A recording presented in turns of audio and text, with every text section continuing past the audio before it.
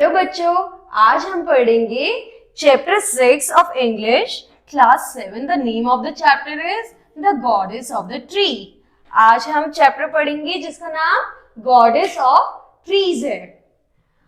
The king wanted a big tree for making a palace. He ordered his men to find one suitable tree and bring it to the capital. But suddenly he changed his mind. What compelled him to do so? It's learned in the story. एक राजा था जिसका बहुत बड़ा palace और उसे बहुत बड़े tree की इच्छा थी, लेकिन धीरे धीरे करके उसकी इच्छा उस चीज के लिए खत्म हो गई। उसने कहा कि मेरा मन बदल गया। अब हम आगे देखेंगे कि किस रीजन से उसका मन बदला। Once upon a time, there was a king who ruled over a small kingdom. The king had a desire to build a new palace for himself. He wished that the new palace should be more beautiful than any other palace in the country.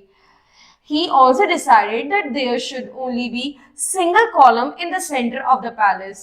It should be made of finest tea and would support the entire building. तो एक बार की बात है, जो king था वो पूरे एक छोटे से किंगडम पे रूल करता था। किंग के बहुत सारे डिजायर थे कि वो ये बनाए, वो ये बनाए, काफी डिजायर थी। उसकी इच्छा थी कि वो एक बिल्कुल नया पैलेस बनाए कंट्री में। वो इतना सुंदर पैलेस बनाए कि वो दूसरी किसी भी कंट्री से बहुत ही ज्यादा सुंदर हो। तो उसने डिसाइड किया यहाँ पर कि single column, he also decided that there should be a single column in the center of the palace, कि यहाँ पे इस पैलेस में एक सिंगल कॉलम होना चाहिए। It should be made of finest teak and would support the entire building, और जो वो सिंगल कॉलम है वो पूरी बिल्डिंग को सपोर्ट करे। इस तरीके से वो एक बिल्डिंग बनाना चाह रहा था। One day the king called his chief minister and said, "Send some men to a forest far and wide, ask them to cut down and bring to the city the biggest and the strongest tree and they can find." तो वो क्या करते थे, वो ऐसा सोचता है तो अपने बाकी किंगडम्स के सिपाही को बुलाते, कहते जाओ और एक ऐसा ट्री ढूंढ के लाओ जो बहुत ज्यादा बड़ा और मजबूत हो। The minister sent out some expert woodcutters in search of a suitable tree. They tortured the length and the length and breadth of the kingdom, but in spite of their best effort, they could not cut any. After many days, they returned empty-handed.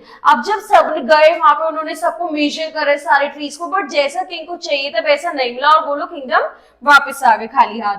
The leader of the group went to the king and said with folded hands, "Your Majesty, there are many strong and giant trees in the kingdom, but we cannot carry or drag them all the way around to the capital." तो वो कहता है कि majesty, हमें बहुत सारे trees तो मिले जो स्ट्रॉन्ग और बड़े थे, लेकिन हम उनको काट के यहाँ तक नहीं ला सकते थे, वो बहुत ज्यादा स्ट्रॉन्ग थे। Very well, said the king. Then go and find a tree just as long near our capital. Bring it here within 7 days. The woodcutters left again. They searched so many places. After a long search, they saw.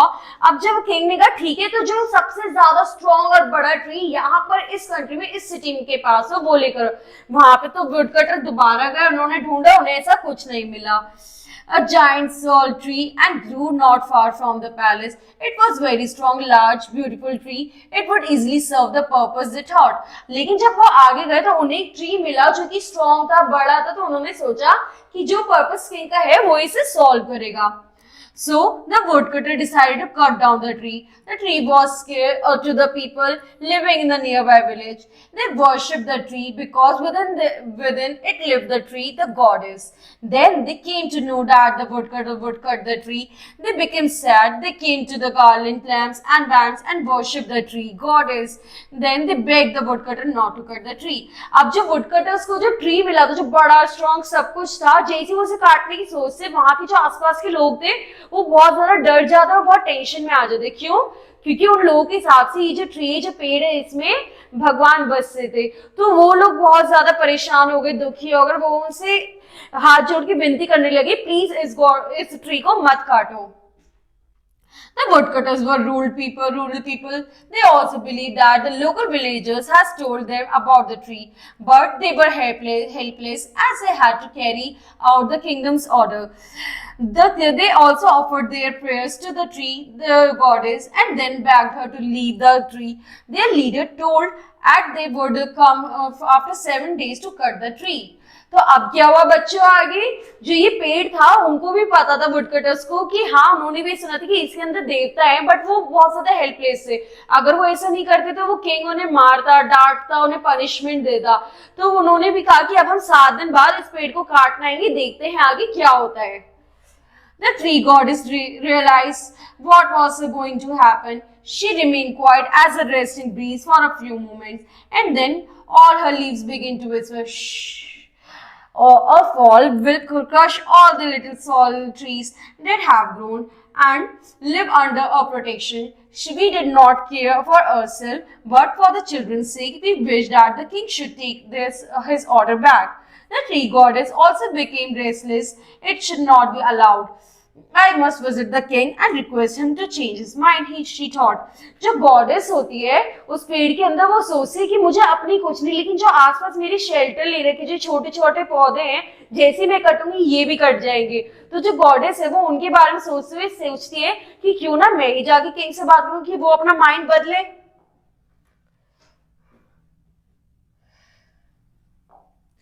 That night, while the king was fast asleep, a shiny figure appeared to him in his dream.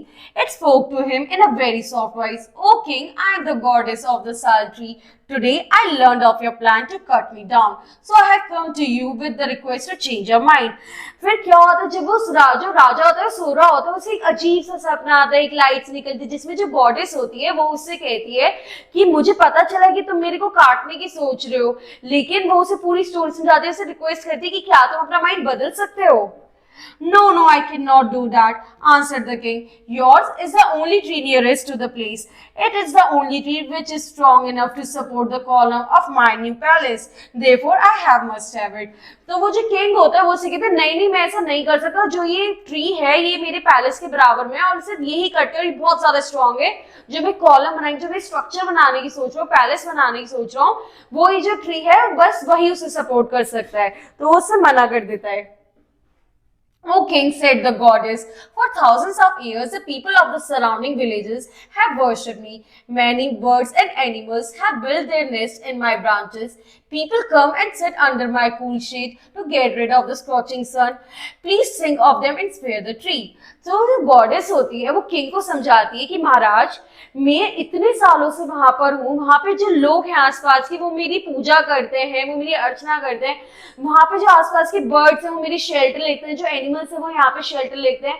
अगर तुम मुझे काट दोगे तो वो सब बहुत ज्यादा परेशान हो जाएंगे, तो प्लीज क्या तुम अपना माइंड बदल सकते हो? "I agree," said the king. "I agree to all these, the goddess of the tree, but I cannot spare you. I cannot change my mind." जो राजा होता है वो कहता है मैं सब समझता हूँ, जो भी तुम मुझे बोलना चाह रही हो, जो तुम मुझे समझाना चाह रही हो, मैं सब समझता हूँ, लेकिन मैं अपना माइंड नहीं बदल सकता, मुझे वो पैलेस ऐसा जरूर बनाना है। The tree goddess remained silent for a moment and then spoke again. "Then, O mighty king, do me one favor. Please ask your men to cut me in 3 parts. First, cut away the green parts. Next, cut my middle with 100 strong arms and hands. Last of all, cut down my trunk." तो फिर जो goddess होती है पहले तो थोड़ी देर के लिए शांत रहती है, फिर वो किंग से कह रही, रिक्वेस्ट करती है कि ठीक है अगर तो मुझे काटना ही है तो मेरे को 3 पार्ट्स में काटो। जो मेरा किंग फर्स्ट हाफ होगा कट अभी तक, पहले सबसे पहले ग्रीन पार्ट काटो, फिर मिडिल पार्ट काटो, जो कि 100 तुम्हें कम से कम 100 हाथ लगेंगे मिडिल पार्ट काटने के, और फिर इन द लास्ट मेरी ट्रंक काटो। "What a strange request," said the king. "I have never heard of anyone who wished to suffer 3 times." तो किंग उससे बोलते हैं कि कैसी इच्छा है तुम्हारी, तुम कैसी इच्छा रख रहे हो, मैंने कभी किसी से नहीं सुना कि वो 3 बार सफर, 3 बार पेन लेना चाहता है। "My family has grown around me. Dozens of young sal trees have sprung around me. They depend on me for shade. If you cut me with one mighty stroke, my weight would certainly crush all the children to death. But if I suffer the stroke 3 times and fall in 3 pieces, some of the little ones might survive."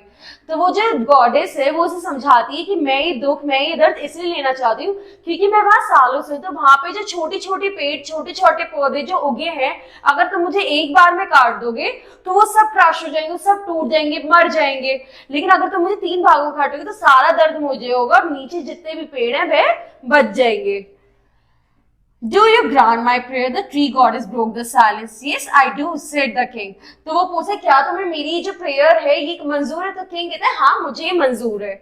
Thank you, O king, said the tree goddess, and slowly the figure faded away. The next morning, the king called the chief minister and the leader of the woodcutters. He said to them, I have changed my mind. The column for the new palace should be built of stone, not the wood. तो अब जब सुबह वो उठता है तो वो अपने पैलेस के लोगों को बुलाता है, कहता है कि मैंने अपना दिमाग चेंज कर लिया है, जो ये कॉलम होगा वो वुड का नहीं बनेगा, अब वो स्टोन्स का बनेगा. But what made you change your decision? They asked in surprise. Because a very noble goddess lives in that tree, he said. Then he told them of his dream. क्योंकि वो फिर सबको समझाता है कि वहां पे जो ये ट्री है उसके अंदर भगवान बसते हैं और वो अपना पूरा ड्रीम सुनाती कि कैसे भगवान ने अपने को दर्द देते हुए अपने जो छोटे छोटे वहां पे जो एनिमल्स और प्लांट्स उनको बचाने के लिए खुद दर्द लेने को तैयार थी. ठीक है बच्चों, थैंक यू. अब हम अगली क्लास में अगला चैप्टर पढ़ेंगे.